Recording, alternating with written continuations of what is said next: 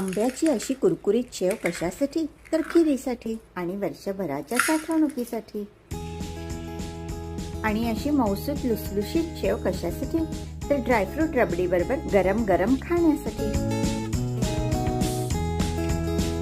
सोयीसाठी इडली पात्रात शेव घातली आणि वाफवली.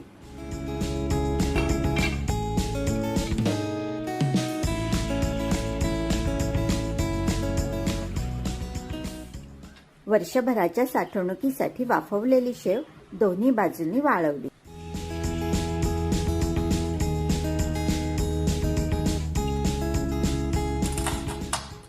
आणि बघा किती खणखणीत वाळली. डब्यात भरून ठेवायची.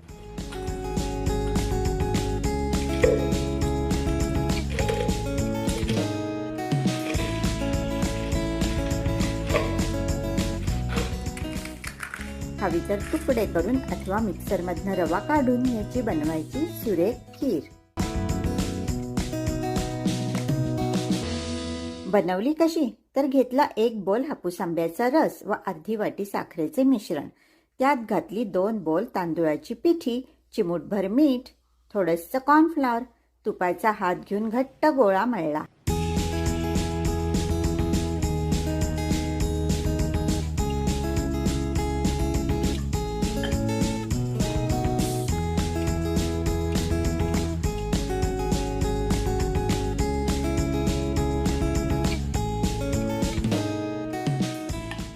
शेवेच्या सोऱ्यात घालण्यासाठी हा लांबट आकार.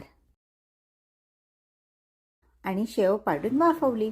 मी बनवली होती mango sevai with dry fruit rabri. Recipe हवी असेल तर लिंक दिलेली आहे. धन्यवाद.